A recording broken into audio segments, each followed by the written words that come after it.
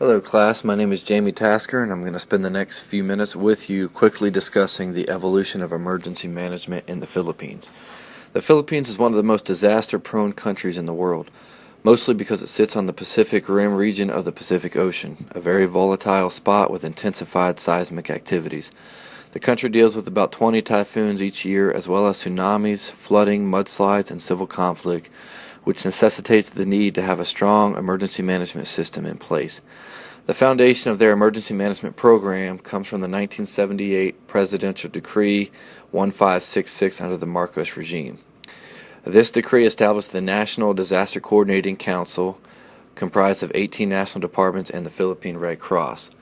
The Secretary of the National Defense became the chair of the NDCC. Effectively, what this decree did was to tie the emergency management program to the defense state security apparatus.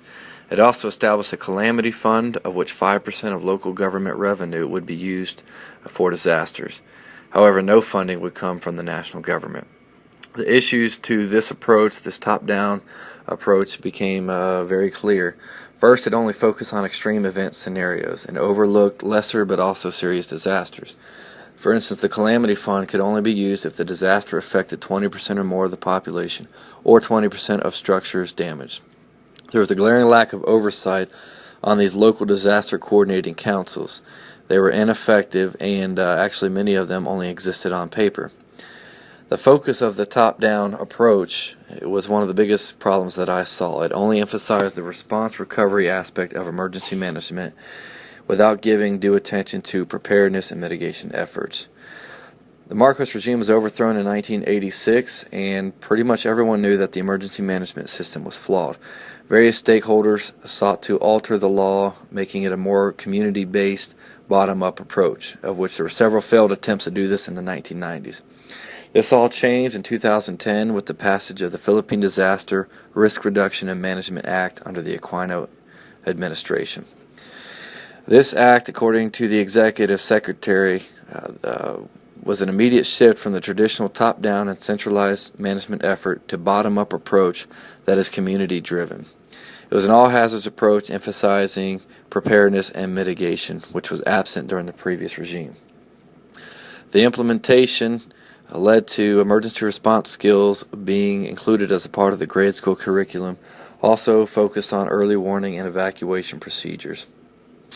Currently, this new era of disaster management is under a sobering test, as Super Typhoon Haiyan is currently pummeling the Philippines.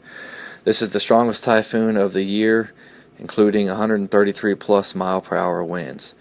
However, we're already starting to see the bottom-up approach at play, especially in the preparedness phase. The government at all levels is working to evacuate coastal areas and danger zones. Hospitals are on alert, and military aircraft are standing ready to respond. My observations thus far in this disaster is that the preparedness and mitigation seems to be very strong. However, it remains to be seen how the Philippines responds in the response and recovery phase. In conclusion, the Philippines is moving in the right direction. They need quicker mitigation efforts, and the Philippines really serves as a great example of this abrupt shift from a top-down approach to a more comprehensive, community-driven, bottom-up approach.